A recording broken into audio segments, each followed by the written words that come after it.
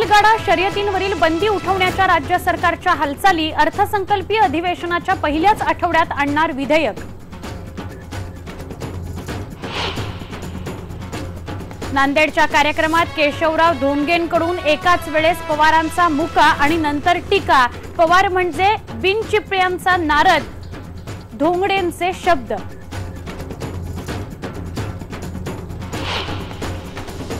शेतकऱ्यांजवळची तूर संपेपर्यंत खरेदी केंद्र सुरू ठेवणार। व्यापाऱ्यांनाही हमी भावापेक्षा जास्त दराने तूर खरेदीचे आदेश।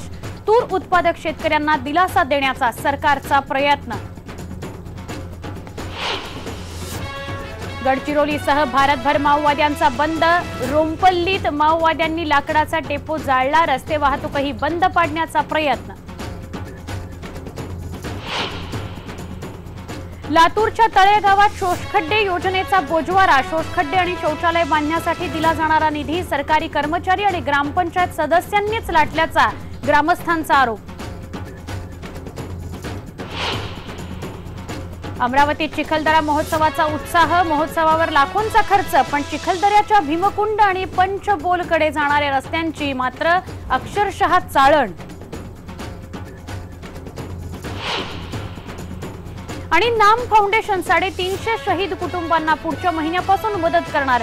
अभिजित दादा कदम पुरस्कार सोहळ्यादरम्यान मकरंद नासपुरे यांची घोषणा। नमस्कार, मी सुवर्णा जोशी। गावाकडच्या बातम्यांमध्ये स्वागत। दिवसभरातल्या महत्त्वाच्या गावाकडच्या घडामोडी आपण पाहणार आहोत। मात्र महत्त्वाची विशेष अशी बातमी ती म्हणजे बैलगाडा शर्यती संदर्भातली। बैलगाडा शर्यतींवरील बंदी उठवण्यासाठी शासन दरबारी आता हालचाली सुरू झालेल्या आहेत। अर्थसंकल्पीय अधिवेशनामध्ये सरकार विधेयक आणण्याचे आदेश मुख्यमंत्र्यांनी विधी आणि न्याय विभागाला दिलेले आहेत। विधिमंडळाच्या अर्थसंकल्पीय अधिवेशनाच्या पहिल्या आठवड्यामध्ये हे विधेयक आणण्यात येणार आहे। या विधेयकाद्वारे राज्यात पुन्हा बैलगाडी शर्यत सुरू करायला परवानगी देण्यात येणार आहे। तमिळनाडूतील जल्लीकट्टूप्रमाणेच बैलगाडा शर्यतीवरही सर्वोच्च न्यायालयाने बंदी घातली होती। जल्लीकट्टूसाठी तमिळनाडूमध्ये आंदोलन झाल्यानंतर सरकारने अध्यादेश काढून जल्लीकट्टूला परवानगी दिली आणि त्यानंतर राज्यातील बैलगाडा शर्यतीवरील बंदी उठवण्यात यावी ही मागणीही जोर धरू लागली होती। त्यामुळे ही मागणी पूर्ण करण्यासाठी शासन पातळीवर आता हालचाली सुरू झालेल्या आहेत। राजकीय नेत्यांनाही भावना असतात आणि त्या वेळोवेळी व्यक्तही होतात। असाच काहीसा प्रसंग घडलाय तो नांदेडमध्ये। शरद पवारांना प्रेमाने जवळ घेऊन मुका घेतलाय तो शेकापचे नेते आणि एकेकाळची महाराष्ट्राचे बुलंद तोफ असं ज्यांना म्हटलं जायचं ते केशवराव धोंडगे यांनी।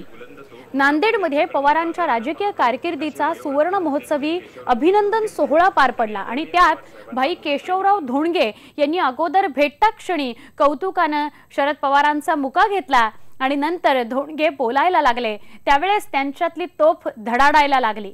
बघा पवार आणि धोंडगेंची ही राजकीय जुगलबंदी। बारामती, भानामती, केगामती सगळ्या मतीना गिळून येणारा असा हा पठ्ठ्या आपल्या या राजकारणामध्ये अजरामर झाला। कलापती आहे, छत्रपती आहे, कळपती सुद्धा आहे। कळपती कळ नारद मध्ये नाही ते नारदाला काय कळते कळते का नारदाला नारद उघड दाढी उघड लागले चिपड्या घेतात बिना चिपड्याचा कसा नारद आहे। कोणाचं बरं वाईट करावं म्हणून नाही, बेमानी म्हणून नाही, त्यांना सांग विचारतो आता एवढी आपली दोस्ती आहे का दोस्ती झाली, कुठं कुठं झाली, काय झाली, विधानसभेत तरी गप्प असतात हे। आणि कलाचा कलपती आणि कळपती सुद्धा आता इथं आल्यानंतर भाटगिरीच केली पाहिजे, तारीफच केली पाहिजे। अरे शुद्ध बोल रे नाड्या, अरे खरं कुठं बोलाव रे। आणि हे बारामती अशी आहे माझ्या जावायला फोडलं निगमराव पाटील जुंगारे साहेब त्यांना फोडलं, मला पत्ता लागला नाही। त्यांच्या घरावरला लालबावटा तो निघाला, दुसरा झेंडा दिसला, असं कसं काय ते केले म्हणे तिथे पुन्हा बारामती झाली। तुरीबाबत खासगी व्यापाऱ्यांची साठवणूक मर्यादा वाढवण्यात आलेली आहे, तर व्यापाऱ्यांनी आधारभूत किमतीवर तूर खरेदी करून शेतकऱ्यांच्या खात्यात पैसा जमा करण्याचं बंधन घालण्यात आलंय।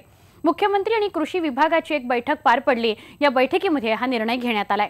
शेतकऱ्यांच्या जवळचा तूर संपत नाही तोपर्यंत खरेदी केंद्र सुरूच राहणार असल्याचं सदाभाऊ खोत यांनी सांगितलं। सदाभाऊ खोत यांच्याशी या संदर्भात संवाद साधण्यात आला, त्यावेळेला त्यांनी काय प्रतिक्रिया दिली आपण पाहूयात।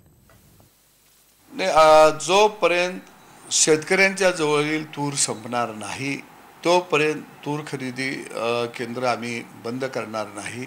जरी सगळी गोडाऊन्स हाऊसफुल झाली असली तरी सुद्धा प्रायव्हेट गोडाऊन, सहकारी साखर कारखान्याची जी गोडाऊन असतील ती आम्ही भाड्यावरती घेऊन आम्ही त्या ठिकाणी खरेदी केलेली तूर साठवणूक करण्याचा आम्ही निर्णय घेतलेला आहे।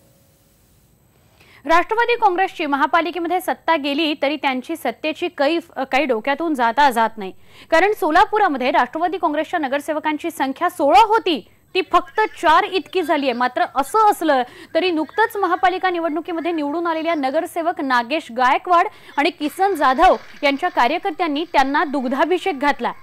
एका बाजूला सोलापुरातला असा भाग आहे जिथे पाणी सुद्धा मिळत नाही, पाण्यासाठी वणवण होते, आणि दुसरीकडे या 2 नगरसेवकांना दुग्धाभिषेक घातलाय कार्यकर्त्यांनी। अपयशाचं कुठलंच शल्य राष्ट्रवादी काँग्रेसला नाही का, हा प्रश्न या कृतीमुळे निर्माण होतो।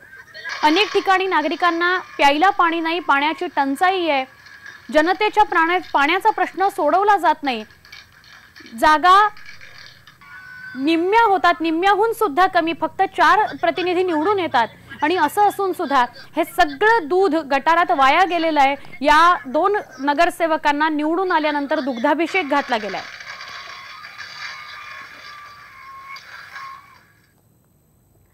साताऱ्यात सैनिकांच्या पत्नींबद्दल अपशब्द काढणाऱ्या आमदार प्रशांत परिचारक याला ठोकून काढणार असा संताप व्यक्त केलाय साताऱ्यामध्ये खासदार उदयनराजे भोसले यांनी। आजी माजी सैनिकांच्या संघटनेच्या वतीनं आमदार परिचारक यांचा निषेध करण्यात आला। सातारा जिल्हाधिकारी यांना या संदर्भातलं निवेदनही दिलं गेलं। यानंतर जिल्हाधिकारी कार्यालयाच्या दारात खासदार उदयनराजे भोसलेंनी हे निवेदन देताना ते तिथे उपस्थित होते। उदयनराजे भोसले यांनी देशाचं रक्षण करणाऱ्यांच्या पत्नींबद्दल असं बोलणं अशोभनीय असल्याचं वक्तव्य केलेलं आहे।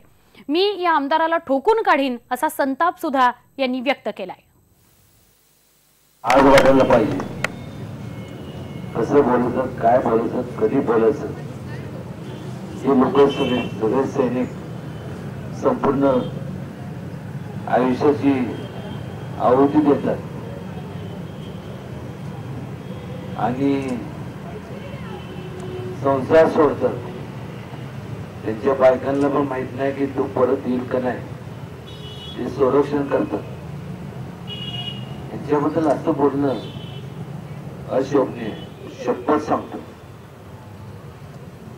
आमदार असू दे, चुकून मुंगून आता आलाय निवडून,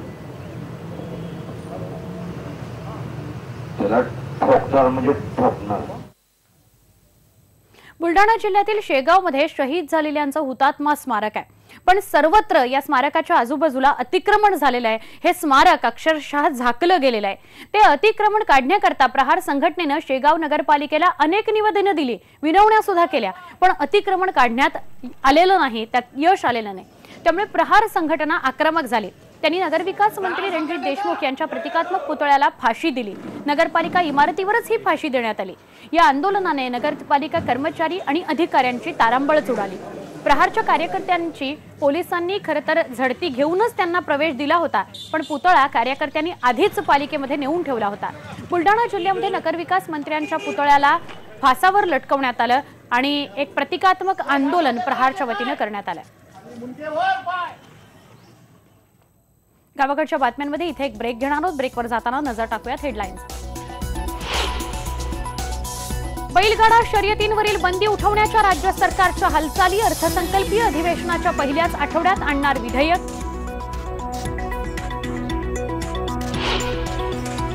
नांदेडच्या कार्यक्रमात केशवराव धोंडगेंकडून एकाच वेळेस पवारांचा मुका आणि नंतर टीका। पवार म्हणजे बिनचिपळ्यांचा नारद, धोंडगेंचं शब्द। आणि शेतकऱ्यांजवळची तूर संपेपर्यंत खरेदी केंद्र सुरू ठेवणार. व्यापाऱ्यांनाही हमी भावापेक्षा जास्त दरानं तूर खरेदीचे आदेश. तूर उत्पादक शेतकऱ्यांना दिलासा देण्याचा सरकारचा प्रयत्न.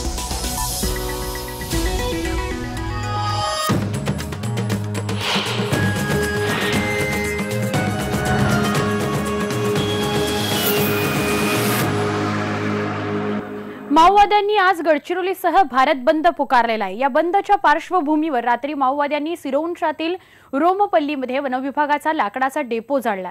तसंच रस्त्यावर झाडं तोडून टाकून सिरोंचा आलापल्ली हा रस्ता बंद पाडला. काही ठिकाणी माओवाद्यांनी बॅनर आणि पत्रकं सुद्धा टाकलेली आहेत, वाटलेली आहेत. बंदच्या पार्श्वभूमीवर जिल्ह्यात कडेकोट पोलीस बंदोबस्त तैनात करण्यात आलाय. शिवाय पोलिसांची ठिकठिकाणी गस्तही सुरू आहे. लातूर जिल्ह्यात निर्माण झालेल्या दुष्काळामध्ये मजुरांच्या हाताला काम मिळावं, वाया जाणारं सांडपाणी जमिनीत मुरावं याकरता म्हणून शासनानं खेड्यापाड्यांमध्ये शोषखड्डे तयार करण्याची कल्याणकारी योजना अंमलात आणली. जिल्ह्यातल्या देवळी तालुक्यातील तळेगाव गावामध्ये शोषखड्डे योजनेचा मात्र पुरता बोजवारा उडालेला आहे. गावातल्या सरकारी कर्मचाऱ्यांनी आणि ग्रामपंचायतीतल्या सदस्यांनी शोषखड्डे अनुदानात लोकांना आर्थिक लाभ देण्यापेक्षा आपलेच खिसे भरल्याचा धक्कादायक प्रकार ग्रामस्थांनीच समोर आणलाय.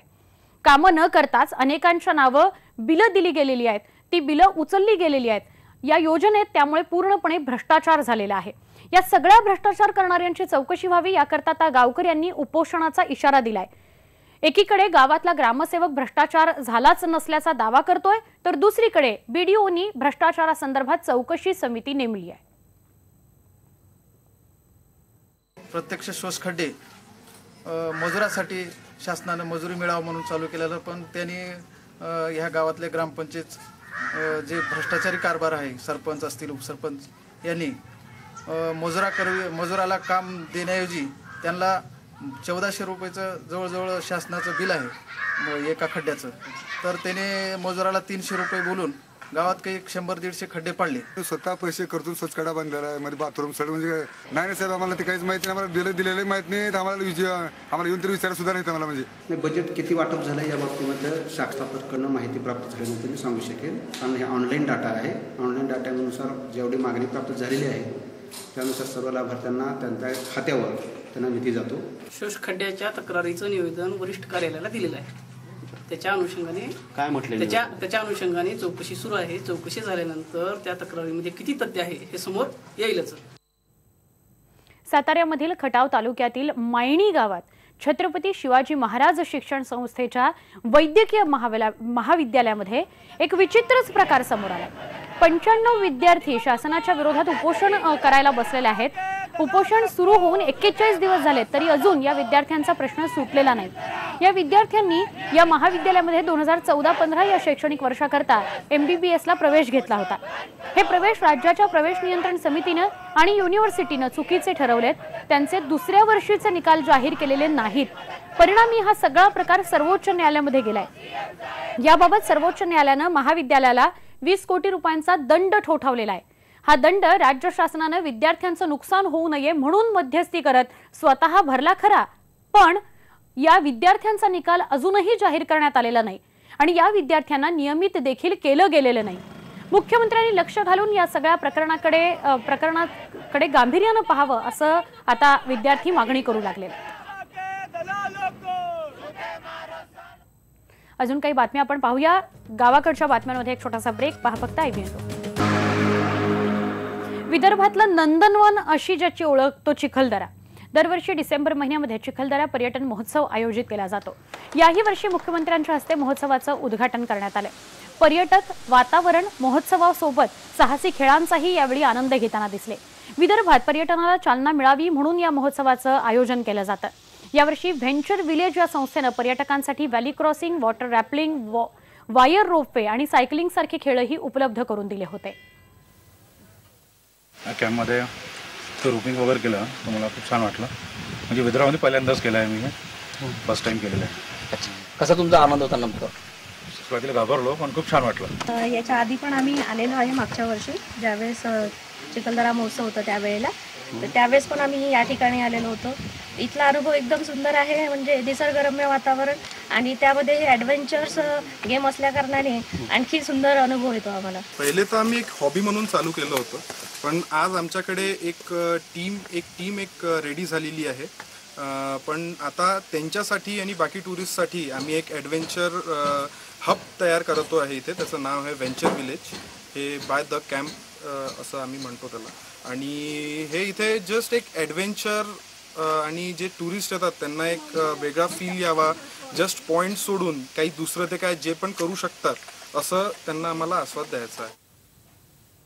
पण चिखलदरा पर्यटन महोत्सवावर लाखो रुपये खर्च होत असताना चिखलदऱ्याच्या भीमकुंड आणि पंचबोल या महत्वाच्या ठिकाणी जाणाऱ्या रस्त्यांची मात्र अक्षरशः चाळण झालेली आहे. अधिक जाणून घेऊया आमचे प्रतिनिधी संजय शेंडे यांच्याकडून.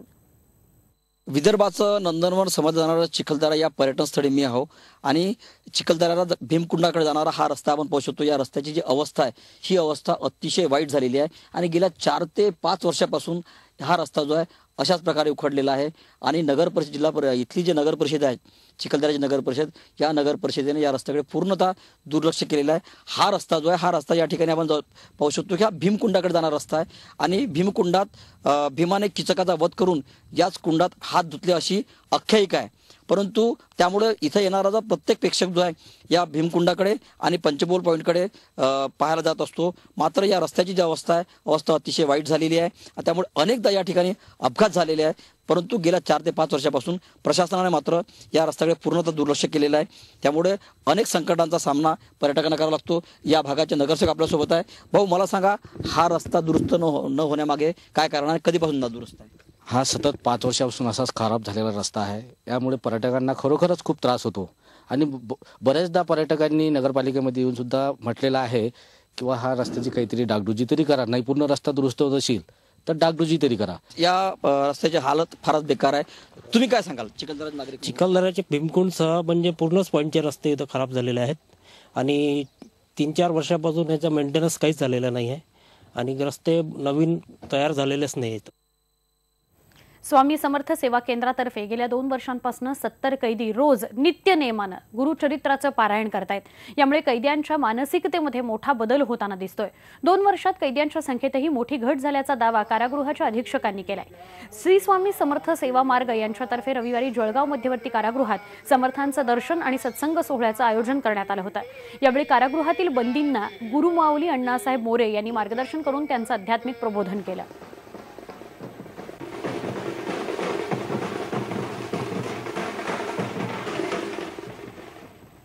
या होत्या गावाकडच्या बातम्या. आपण या बुलेटिनमध्ये इथेच थांबूया. पहा फक्त IBN लोकमत.